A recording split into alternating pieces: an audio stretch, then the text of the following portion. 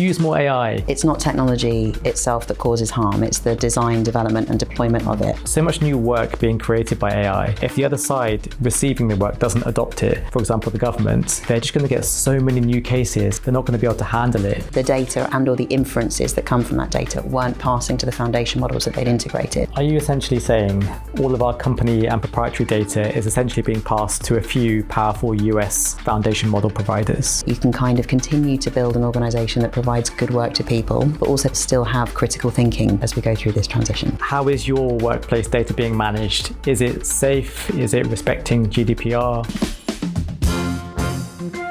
Welcome to another episode of Genie Out of the Bottle, that's the one.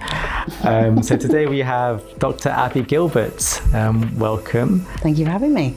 Yeah, and it'd be great to start with just an introduction to yourself, how you started at the Institute of Future and Work. Sure. I joined IFOW in late 2019, early 2020, and maybe is it helpful for me to say a little bit about IFOW? Yeah, let's go for it. So it's a research and development institute that was founded in 2018, 2019 after a kind of parliamentary inquiry into the relationship between AI and the future of work.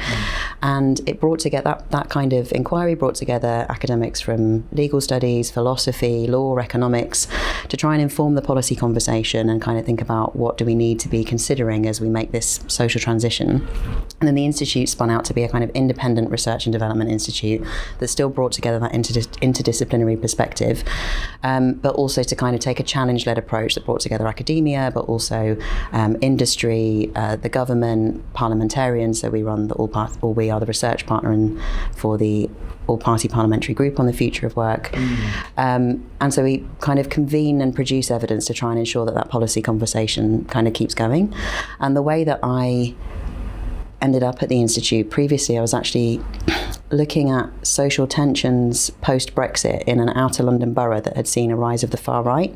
And one of the first publications of IFOW was a paper that was looking at the correlations. It was only a simple correlation study, but the relationship between automation risk and the Brexit vote. And the constituency that I was working in at that time was recently post-Fordist. It had seen the demise of a kind of Ford factory, also a range of other kinds of demographic transformation. And I suppose I was interested in this lens that was thinking in an interdisciplinary way about how the economy might be shaping different political outcomes. So that's how I ended up there. Wow, there's so much interesting stuff there. I don't know where to begin.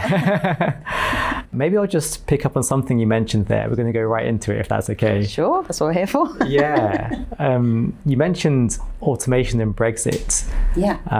That's quite interesting. I'm very curious, what is the link, if any, between automation and Brexit? So the paper was basically looking at, as an institute, we have extensive kind of research deconstructing all of the different methodologies for looking at automation risk. So I don't want to naturalize the ONS's own statistics for this, but basically there is an ONS statistic that looks at what the share of jobs within any constituency are in terms of their risk of automation, and that's a methodology that gets updated.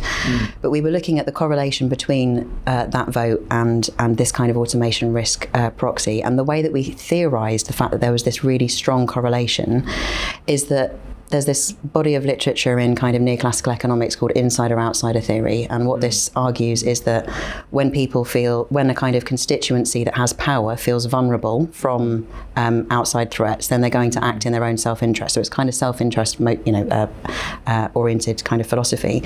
But we made, and you can see how that might happen in kind of constituencies where there were changes in the kind of opportunity level of a labour market, that there might be an act to kind of reduce the threat of outsiders. But that body of literature also talks about this in terms of unionised versus non-unionised, employed versus kind of contractors within any firm context. So it takes these different dichotomies, normally in a kind of dichotomy way. But we were interested in digging into this further and kind of theorised that it's more likely that because automation actually disrupts tasks and the way that work is organised to the kind of, in various dimensions, the quality, terms and conditions, as well as access to work, that there would be other types of impact that other than just displacement or people fearing that they'd lose their jobs, in terms of the quality of work, and that this was changing potentially political subjectivities. And that's something that we ended up looking at more, we will be looking at more in the future, but have also dug into in different ways in the research that we've done since. Super interesting. So do you think that automation proposes a risk to displacement of jobs and therefore the rise of the far right? Is that a link that's being drawn, or?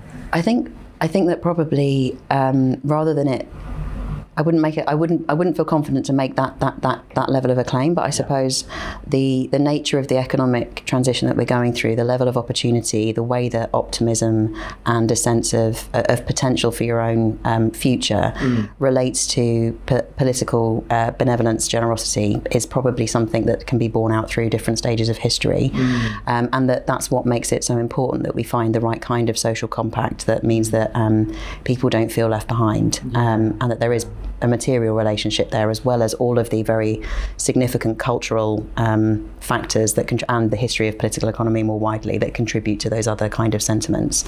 Yeah, it's so interesting. I ran for local council recently in Hackney. I didn't win. Did you? But, I'm sorry. No worries. Next time. Yeah, it was more a last minute kind of entry. But what I found interesting was that because of the rise of energy prices and the cost of living, people are really struggling to afford to live. But then that causes a myriad of other problems in society, like maybe youth crime goes up because the kids have nothing to do. So just interesting how automation can maybe have an impact on all these other like areas of society. A lot of your work actually, when I was reading it, is to do with that. Well, for me, it was that pluralistic impact. So I was reading your report on the Pissarides review, if I pronounced that correctly.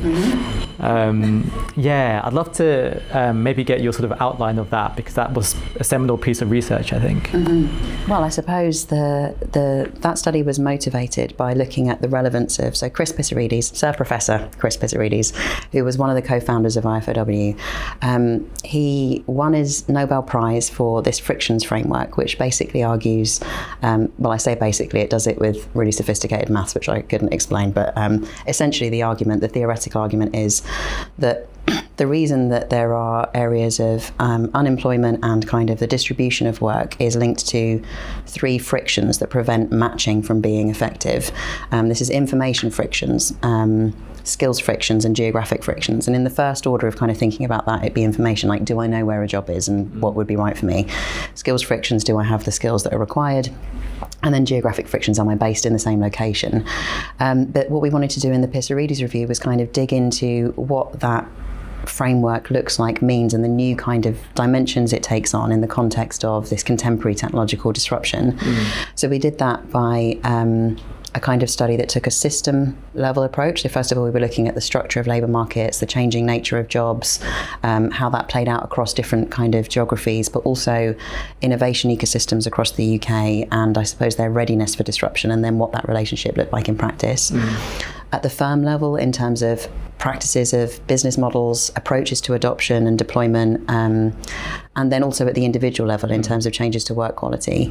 And we had a really rich set of findings that came out of that in terms of how the transformation's taking shape, and also the geographical kind of inequalities that could be manifest from this if it isn't governed effectively. And what's the most surprising or interesting finding from that?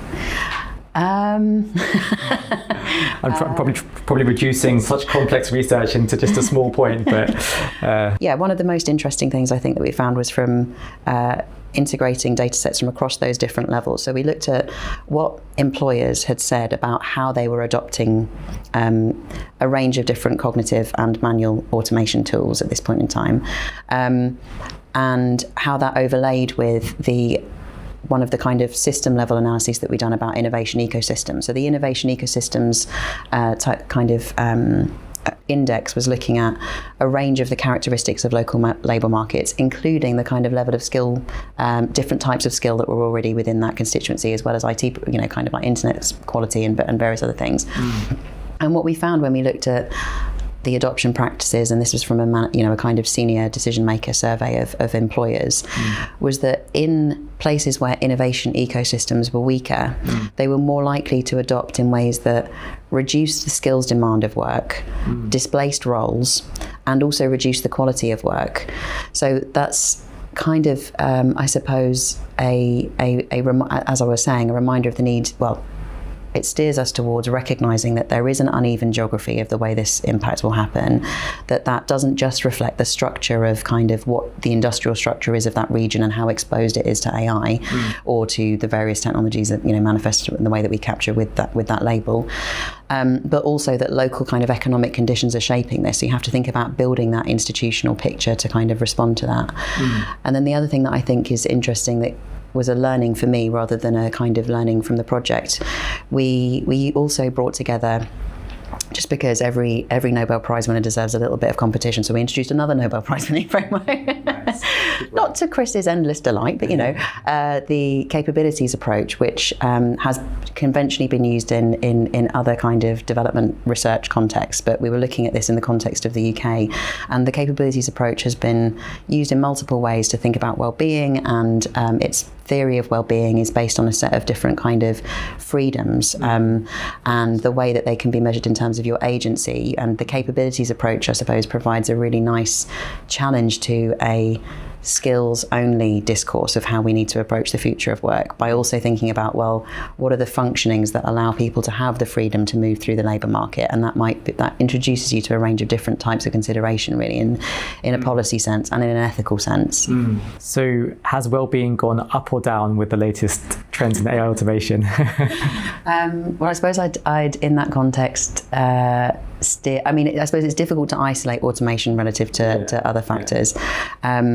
I realize that you're probably coming at this from a super nuanced, sectoral, cross-sectional, different factors, different perspectives, whereas I'm trying to reduce everything to a up or down question. But nonetheless, I think it's an interesting thought. Is is tech and AI improving our well-being in the workplace or not?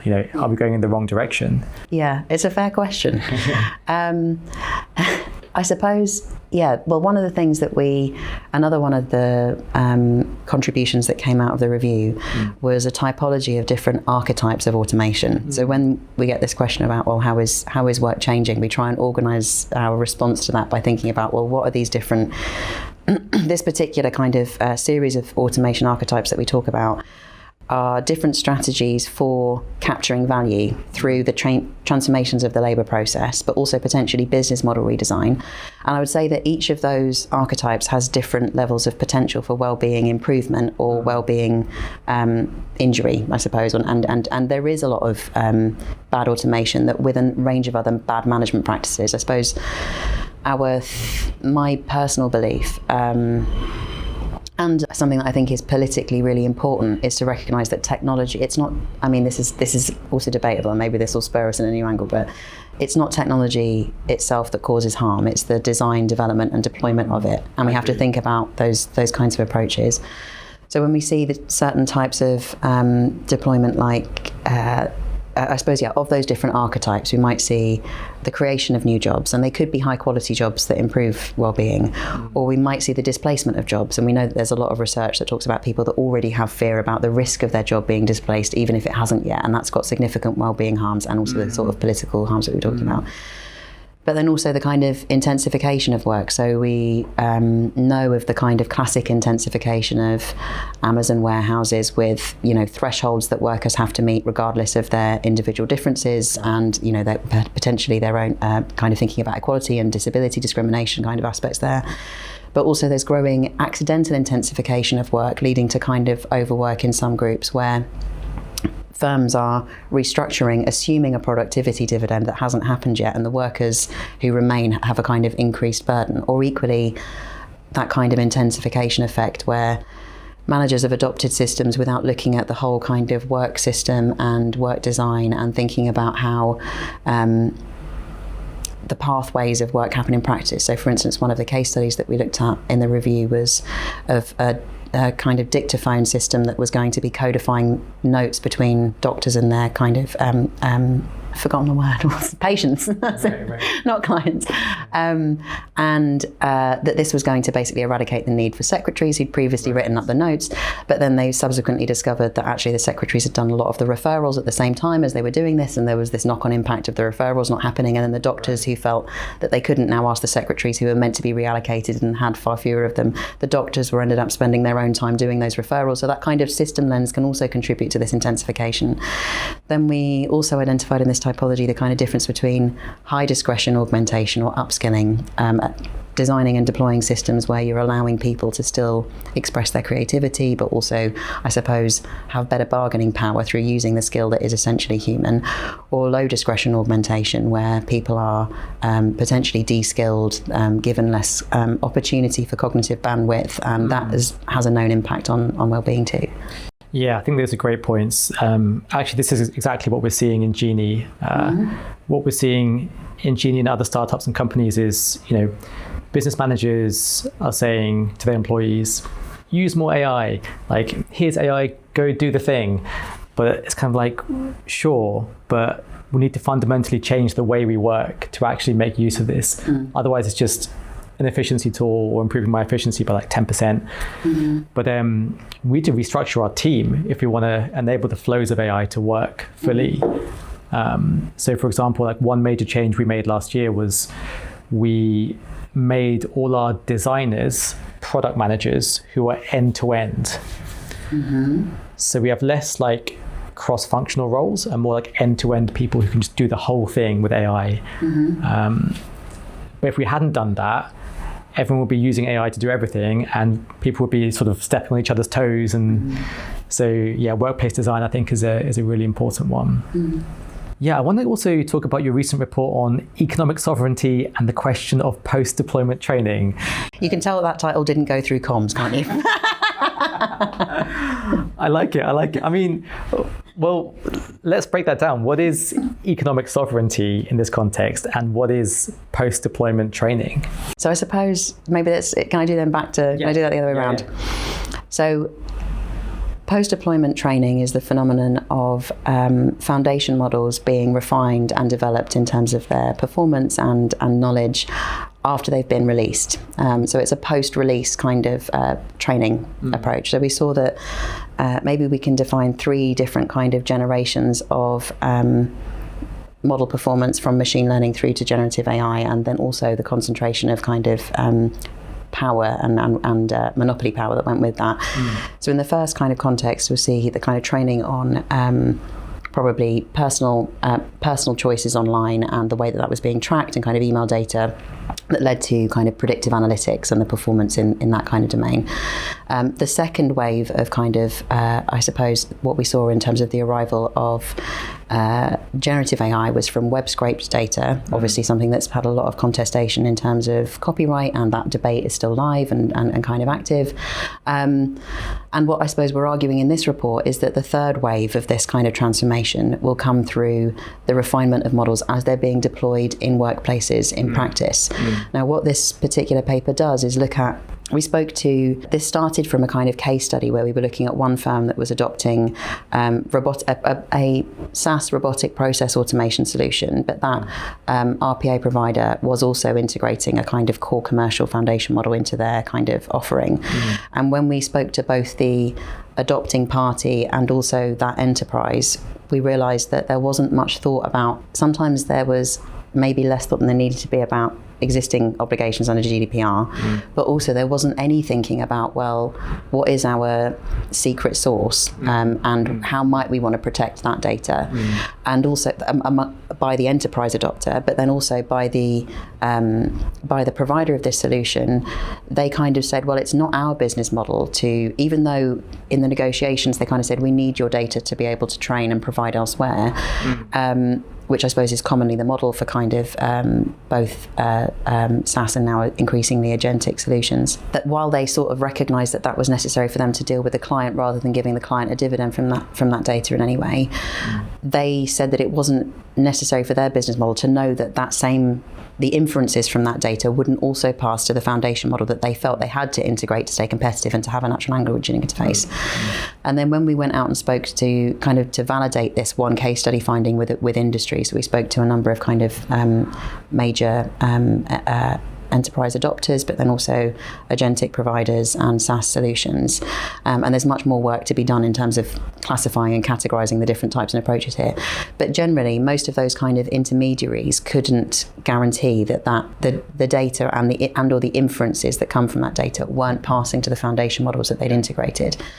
So the reason this takes us to economic sovereignty, and I suppose why I use that signifier, is because a lot of the sovereignty debate in this kind of realm has been about public sector use cases and personal data and the state, basically. Whereas I suppose the argument that we're trying to signify to with the economic sovereignty is if the know-how of workers from across the economy is being passed to a small selection of firms through these intermediaries, that makes it look like there's a very kind of diverse ecosystem, even if they aren't themselves UK-based enterprises. There are significant risks to market restructuring, and that we should probably be, and this is a controversial thing to say, maybe working at an institute on the future of work and workers, but that the kind of narrative and discourse around worker displacement is possibly going to distract us from that more ecosystem level risk that's presented by this concentration of know-how. Now, obviously, there's a couple of assumptions in that it would be possible to kind of automate these solutions or displace those companies and or provide more competitive solutions in whichever of these many domains in which this is happening. But I suppose my preemptive response to that, sorry Rafie for not even letting you get the question in, No, please. would be that it's kind of irrelevant as to when and whether that could happen. You wouldn't in other contexts pass this kind of volume of organisational information, which has for so long been the source of competitive advantage, to another actor in any other condition other than this current state of hype.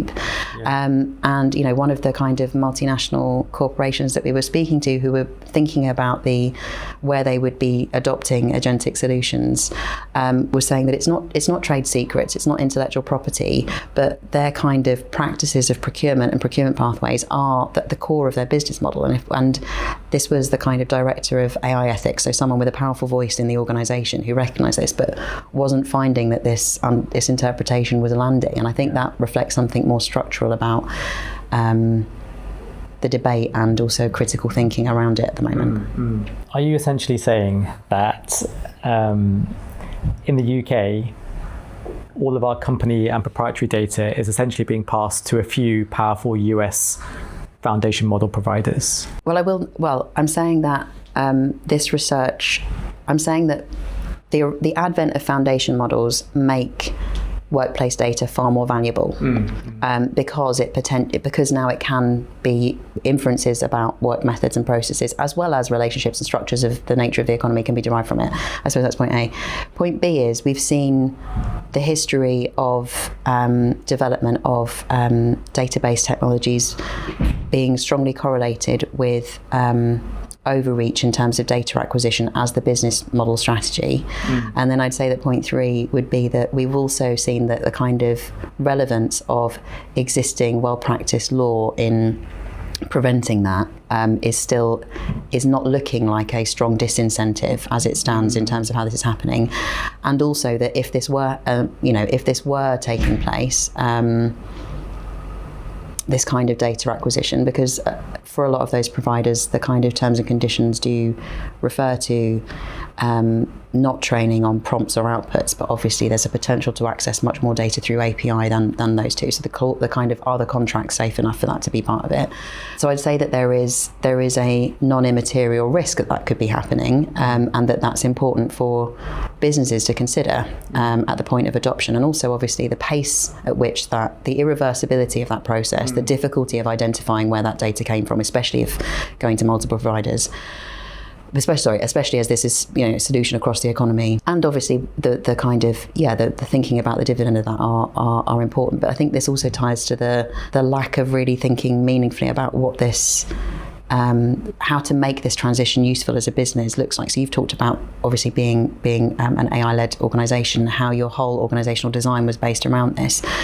But enterprises tend to be taking an efficiency approach where they just think, oh, I can do that and this will take that time, as opposed to what is my business model, what is my moat, what is my new strategy, what does that mean about what my secret sauce is. And of course, I'm not making the case that we should preserve all, the know-how of all work in the economy and not make those automation gains, which I think we should. But in not thinking about this particular kind of risk, there's probably, there could be a big cost there.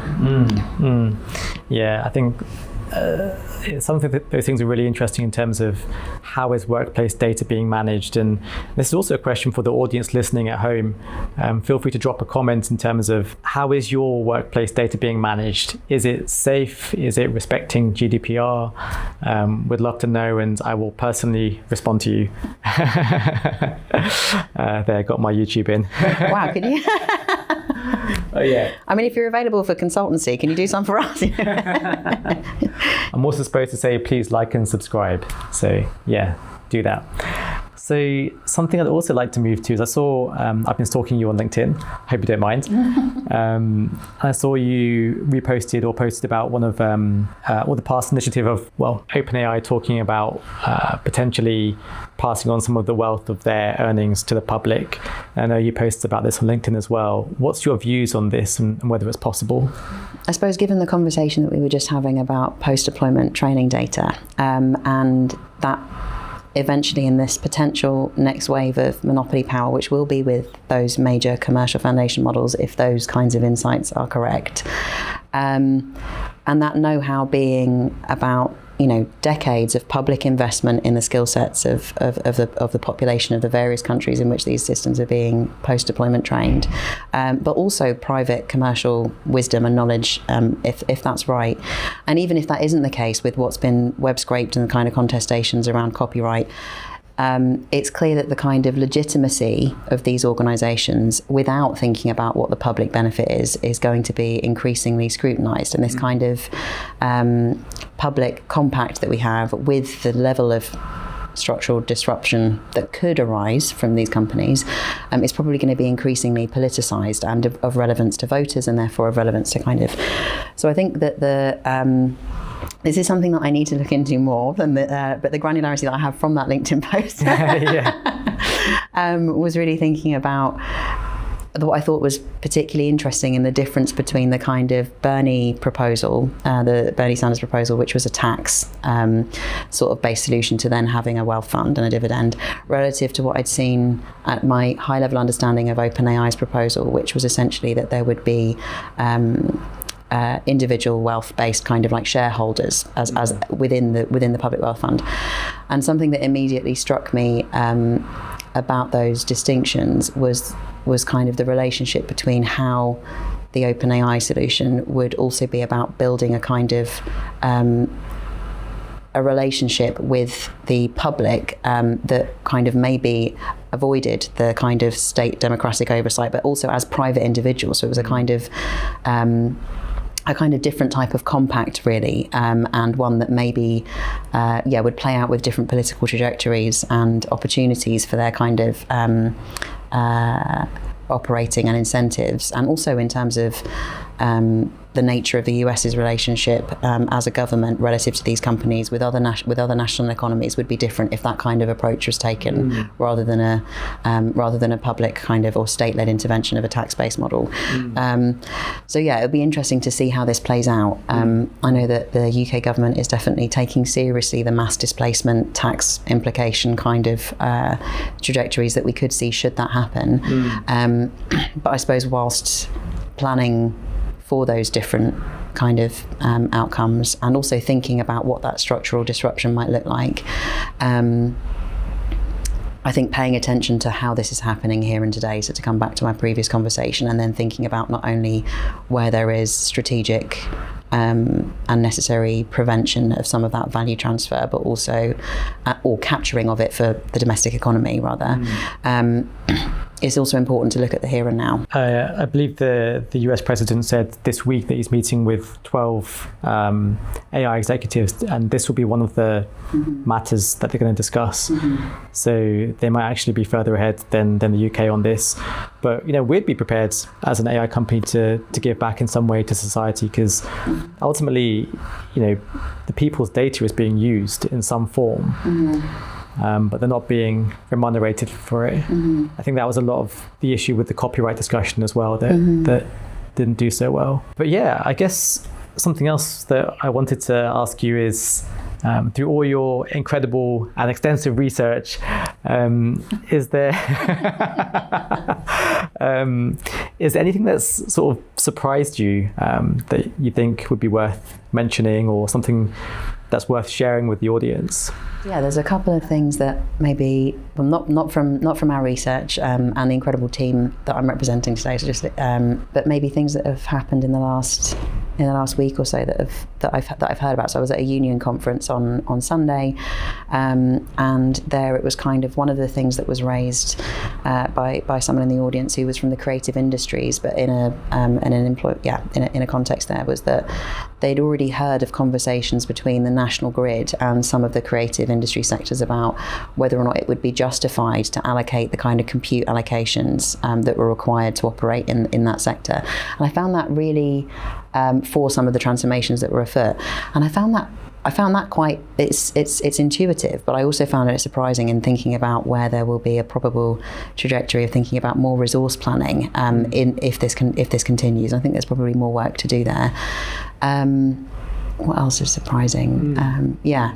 Also, I think that another conversation that I had was around, we've just had the employment rights bill in the UK, and this does change the kind of conditions for unions to access workplaces and build membership bases, which by, I suppose, a number of different opinions could help to navigate the trajectory in the interest of workers in different contexts. But because of the growing use of LLMs by kind of people that are looking to make employment claims, the number and complexity of cases is rising. This is having a number of knock-on effects. And they were talking about how to kind of balance the increased caseload that they have versus their ability to generate more membership that supports and allows them to kind of keep up with that.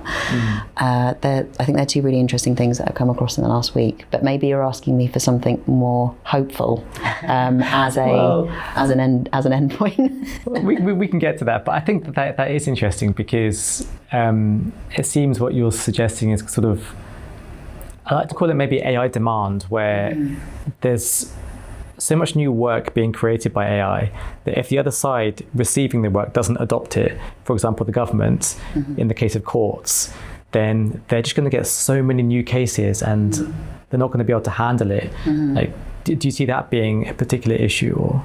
Yes, I think so. There's obviously like a massive need for reform of the I know there's been a couple of reports recently around all of the different pressures that are happening in that system, and that this is also a geographically varied story, with the kind of caseload of London judges being 6 times that of judges in other regions. They're obviously which is causing these delays and structural problems. But then the AI-led disruption making that through this increased demand, making that harder and more complicated, and kind of, I think that maybe this sector in particular, especially the public part of the kind of legal ecosystem, has been more cautious around adoption in relation to themes around sovereignty and kind of protection, although obviously there's also a lot of rightly contested adoption in different aspects, I suppose, of kind of enforcement. I know that Philip Trevelyan from UCL is working on kind of introducing federated computing systems that would allow for kind of some of those kind of things to be addressed. And I do think that there are lines of sight in terms of reform of that system, but yeah, definitely think it's much needed. Yeah, Philip was my dissertation. Really? Yeah, he sort of looked over it, so that's interesting. All the best founders came out of that department. No, I appreciate that. Nice. So yeah, we're going to slowly but surely draw to a close. So I think in the end, it'd be interesting to know, given your experience, what would be sort of your kind of guidelines or perhaps advice for the way AI and work is going forwards? Would you recommend any particular part of society do a particular thing, or just generally, what are your recommendations for us? Something that we're really invested in at the moment, kind of working through with organisations more, and this builds on a framework that came out of a project that we did with the Chartered Institute of Professional Development, is thinking about work design as an avenue to making sure that you can both capture the productivity gains of technology whilst thinking about what new types of value creation are available to you as an organisation and the strategy around that, while also designing work in a way that kind of improves those foundational freedoms and capabilities that I spoke about at the beginning in relation to the capabilities approach. And what that means is that you can kind of continue to build an organisation that provides good work to people, innovate in new ways, but also potentially mitigate some of these more kind of democratic risks by thinking about how to ensure that people still have critical thinking within their workplace, one of the main environments that we kind of do that. The incidental upshot of that is also that it should be designing in ways that also support the resilience of the workforce in their kind of bargaining power as we go through this transition. Yeah, I've lost all my critical thinking, Abby. And is there anything else you want to add in general before we close? Any other topic that you want to bring up? No, I think that's it. Just thank you very much for having me. Yeah, it's been a real pleasure. I've really enjoyed the conversation. Thank you. Thank you. Cheers.